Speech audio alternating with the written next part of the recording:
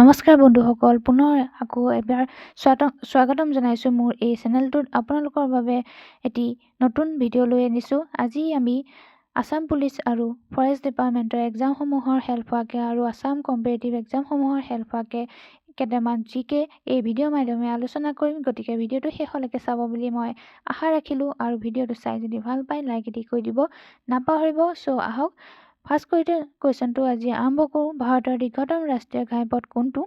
Option এত কৈছে 44 number ৰাষ্ট্ৰীয় ঘাইপথ, অপশ্যন বিত কৈছে 47 নম্বৰ ৰাষ্ট্ৰীয় ঘাইপথ, অপশ্যন চিত কৈছে 23 নম্বৰ ৰাষ্ট্ৰীয় ঘাইপথ আৰু অপশ্যন ডিত কৈছে 11 নম্বৰ ৰাষ্ট্ৰীয় ঘাইপথ। গতিকে কাৰেক্ট এনচাৰটো হ'ব অপশ্যন এ 44 নম্বৰ ৰাষ্ট্ৰীয় ঘাইপথ। এতিয়া কুৱেশ্যন 2টো চাওঁ। কুৱেশ্যন 2টো কৈছে ভাৰতৰ প্ৰথম বৈদেশিক মন্ত্ৰী কোন আছিল? অপশ্যন এত কৈছে জৱাহৰলাল নেহেৰু, অপশ্যন বিত কৈছে চৰ্দাৰ বলদেৱ সিং, অপশ্যন চিত কৈছে চৰ্দাৰ বল্লভভাই পেটেল, অপশ্যন বিত কৈছে বি.আৰ. আম্বেদকাৰ। গতিকে কাৰেক্ট এনচাৰ হৈছে অপশ্যন এ জৱাহৰলাল নেহেৰু। এতিয়া কুৱেশ্যন 3টো চাওঁ।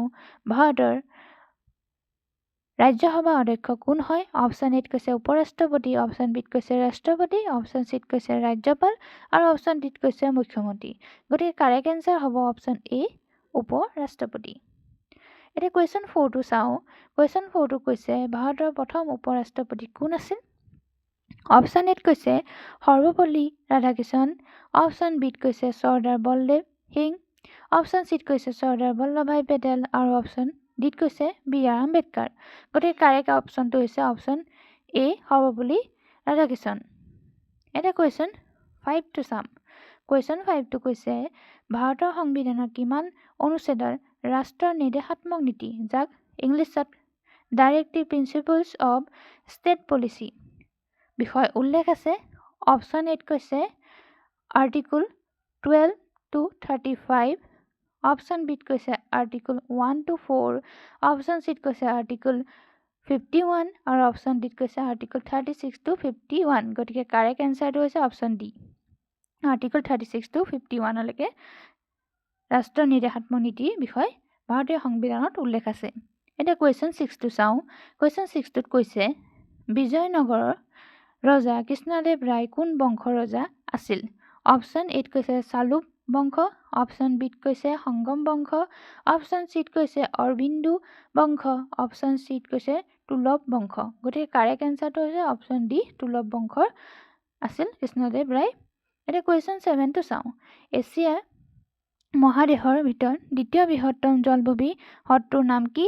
অপশ্যন দিয়া হৈছে অপশ্যন এত কৈছে সোণবিল, অপশ্যন বিত কৈছে দীঘলী বিল, অপশ্যন চিত কৈছে ৰৌমাৰী বিল আৰু অপশ্যন ডিত কৈছে চান্দুবি বিল। গতিকে কাৰেক্ট এনচাৰটো হৈছে অপশ্যন এ সোণবিল। এতিয়া কুৱেশ্যন 8টো চাম। কুৱেশ্যন 8টো কৈছে য়োগাদি উৎসৱ কোন ৰাজ্যত পালন কৰা হয়? এতিয়া অপশ্যন এত কৈছে অন্ধ্ৰপ্ৰদেশ, অপশ্যন বিত কৈছে মেঘালয়, অপশ্যন চিত কৈছে অৰুণাচল প্ৰদেশ আৰু অপশ্যন ডিত কৈছে ৰাজস্থান। গতিকে কাৰেক্ট এনচাৰটো হৈছে অপশ্যন এ অন্ধ্ৰপ্ৰদেশত এই উৎসৱ পালন কৰা হয়। এতিয়া কুৱেশ্যন 9টো চাওঁ। হীৰাকুণ্ড বান্ধ কোন ৰাজ্যত অৱস্থিত? অপশ্যন এত কৈছে উৰিষ্যা, অপশ্যন বিত কৈছে কেৰেলা, অপশ্যন চিত কৈছে অন্ধ্ৰপ্ৰদেশ আৰু অপশ্যন ডিত কৈছে পাঞ্জাৱ। গতিকে কাৰেক্ট এনচাৰটো হৈছে অপশ্যন এ উৰিষ্যা। এতিয়া কুৱেশ্যন 10টো চাওঁ। কুৱেশ্যন 10টো কৈছে হীৰাকুণ্ড বান্ধ কোন নদীৰ ওপৰত অৱস্থিত? অপশ্যন এত কৈছে মহানদী, অপশ্যন বিত কৈছে গংগা নদী, অপশ্যন চিত কৈছে যমুনা নদী আৰু অপশ্যন ডিত কৈছে কৃষ্ণা নদী। গতিকে কাৰেক্ট এনচাৰটো হৈছে অপশ্যন এ মহানদী। এতিয়া কুৱেশ্যন 11টো চাওঁ। কুৱেশ্যন 11টোত কৈছে পূব মীমাংসা সূত্ৰ নামৰ গ্ৰন্থখন কোনে ৰচনা কৰিছিল? অপশ্যন এত কৈছে জৈমিনী, অপশ্যন বিত কৈছে কালিদাস, অপশ্যন চিত কৈছে বাণভট্ট, অপশ্যন ডিত কৈছে বিলখন। গতিকে কাৰেক্ট এনচাৰটো হৈছে অপশ্যন এ। এতিয়া কুৱেশ্যন 12টো চাওঁ। কুৱেশ্যন 12টোত কৈছে ভাৰতৰ সংবিধানৰ কোনটো অনুচ্ছেদত মৌলিক অধিকাৰৰ বিষয় উল্লেখ আছে? অপশ্যন এত কৈছে আৰ্টিকল 12 to 35, অপশ্যন বিত কৈছে আৰ্টিকল 1 to 4, অপশ্যন চিত কৈছে আৰ্টিকল 51, অপশ্যন ডিত কৈছে আৰ্টিকল 36 to 51। গতিকে কাৰেক্ট এনচাৰটো হৈছে অপশ্যন এ আৰ্টিকল 12 to 35। এতিয়া কুৱেশ্যন 13টো চাওঁ। কোনে প্ৰথম ভাৰতবৰ্ষলৈ ব্যৱসায় বাণিজ্য কৰিবলৈ আহিছিল? অপশ্যন এত কৈছে পৰ্তুগীজসকল, অপশ্যন বিত কৈছে ফৰাচীসকল, অপশ্যন চিত কৈছে ইংৰাজসকল আৰু অপশ্যন ডিত কৈছে উলদাসসকল। গতিকে কাৰেক্ট এনচাৰটো যদি চাওঁ কাৰেক্ট এনচাৰটো হ'ব অপশ্যন এ পৰ্তুগীজসকল। এতিয়া কুৱেশ্যন 42টো চাওঁ। ৰুদ্ৰসাগৰ লেক ক'ত অৱস্থিত অপশ্যন ডি আছে অপশ্যন এত কৈছে ত্ৰিপুৰা অপশ্যন বিত কৈছে কেৰেলা অপশ্যন চিত কৈছে তামিলনাডু আৰু অপশ্যন ডিত কৈছে কৰ্ণাটক গতিকে কাৰেক্ট এনচাৰটো হৈছে অপশ্যন এ ত্ৰিপুৰা এতিয়া কুৱেশ্যন 15 লুনাৰ লেক ক'ত অৱস্থিত অপশ্যন এত কৈছে মহাৰাষ্ট্ৰ অপশ্যন বিত কৈছে মধ্যপ্ৰদেশ অপশ্যন চিত কৈছে হিমাচল প্ৰদেশ আৰু অপশ্যন ডিত কৈছে ছিকিম গতিকে কাৰেক্ট এনচাৰটো হৈছে অপশ্যন এ মহাৰাষ্ট্ৰ এতিয়া কুৱেশ্যন 16 টু চাওঁ অসমৰ মুঠ মাটিকালি কিমান এতিয়া অপশ্যন এ চাৰিটাৰ ভিতৰত কাৰেক্ট এনচাৰটো হৈছে অপশ্যন চি ৭৮,৪৩৮ বৰ্গ কিলোমিটাৰ এতিয়া কুৱেশ্যন 72 চাওঁ 72 কৈছে কেতিয়া ভাৰতৰ সংবিধানৰ বাবে প্ৰথম সংশোধনী বিধেয়ক গৃহীত কৰা হৈছিল গতিকে কাৰেক্ট এনচাৰটো কোনটো হ'ব এই অপশ্যনৰ ভিতৰত অপশ্যন এত কৈছে 1952 অপশ্যন বিত কৈছে 1955 অপশ্যন চিত কৈছে 1959 আৰু অপশ্যন ডিত কৈছে 1951 গতিকে কাৰেক্ট এনচাৰটো হৈছে option D 1951 first amendment act 1951 এতিয়া